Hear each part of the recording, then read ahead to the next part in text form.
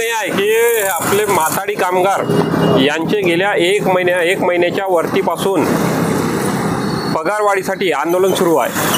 मात्र या आंदोलनाला प्रशासनाने व कंत्राटदाराने कोणतीही त्यांना मदत केलेली नाही अथवा त्यांना त्यांच्या ज्या मागण्या आहे त्या मागण्या अजूनपर्यंत पूर्ण केलेल्या नाही।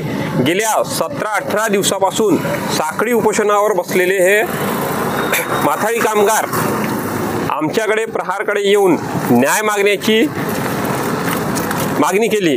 त्या याच्यावर आम्हाला सुद्धा आश्चर्य वाटले की एवढ्या दिवसापासून हे आंदोलन करून प्रशासन झोपेचं सोंग घेत आहे आणि यांना कोणतीही मदत किंवा कोणत्याही मागण्या पूर्ण करत नाही। त्यामुळे आज 12 तारखेपासून आम्ही प्रहारच्या माध्यमातून या आंदोलनात उतरलेलो आहोत आणि यांना सर्वांना सोबत घेऊन हे आंदोलन आज 12 तारखेपासून प्रहारच्या माध्यमातून चालू राहील। तर आज हे सकाळी 6 वाजेपासून या ठिकाणी आंदोलनाला बसले आहे। आज त्यांचं काम बंद पाठ बंद हे आंदोलन सुरू आहे आणि हे काम बंद आणि पाठ बंद जोपर्यंत यांना न्याय मिळणार नाही तोपर्यंत हे आंदोलन सुरू राहणार। आम्ही 2 दिवस वाट पाहू, 2 दिवस शांततेमध्ये आंदोलन करू। जर 2 दिवसामध्ये न्याय नाही मिळाला तर आम्ही आमच्या प्रहार स्टाईलने मोठं तीव्र आंदोलन या सर्व माथाडी कामगारांना घेऊन त्यांच्या सहपरिवारांना घेऊन मोठ्या प्रमाणात आंदोलन करणार आहोत। याची प्रशासनाने दखल घेऊन तात्काळ यांच्या मागण्या पूर्ण करण्यात याव्या। त्या कंत्राटदारांनी जे आणि ज्या नियमाप्रमाणे जे ठरावामध्ये जे भाववाढी झालेली आहे यांची 3 रुपये 10 पैशापासून तर 4 रुपये 10 पैशापर्यंत जे भाववाढी झाली त्याचा 1 महिन्याचा पगार सुद्धा त्यांना त्या भाववाढीमध्ये मिळाला आहे।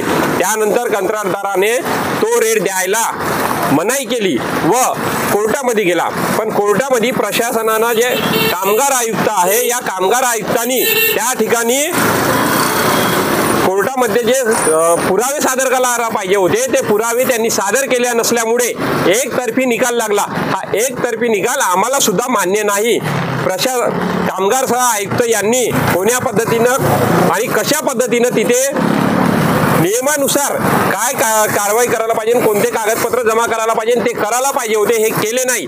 त्यामुळे आज पुन्हा या आंदोलनासाठी आम्हाला उभं राहावं लागलं आणि आज 2 महिन्यापासून यांचा पगार पाणी नाही आहे। 2 महिन्यापासून यांना उपाशी राहावं लागतं आहे। यांच्या मुलाबाळांचा शिक्षणाचा प्रश्न आलेला आहे, रोजच्या खाण्याचा प्रश्न आलेला आहे, आई वडिलांचा दवाखाना राहते, मग हे कसे करणार?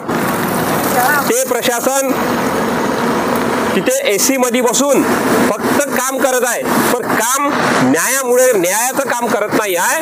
हे लोक आज 50-50 किलोचं एक पोतं आपल्या पाठीवर घेऊन रोज 400 ते 500 पोते उचलतात। यांची मेहनत आणि फक्त पोटासाठी आणि आपला परिवार चालवण्यासाठी आहे, बाकी काही नाही। पण त्या AC मध्ये बसलेल्या प्रशासनाला आजपर्यंत कोणती जाग आलेली नाही आहे। या याच्यातून आम्ही 2 दिवसानंतर प्रहारच्या माध्यमातून मोठ्या प्रमाणात तीव्र आंदोलन करणार।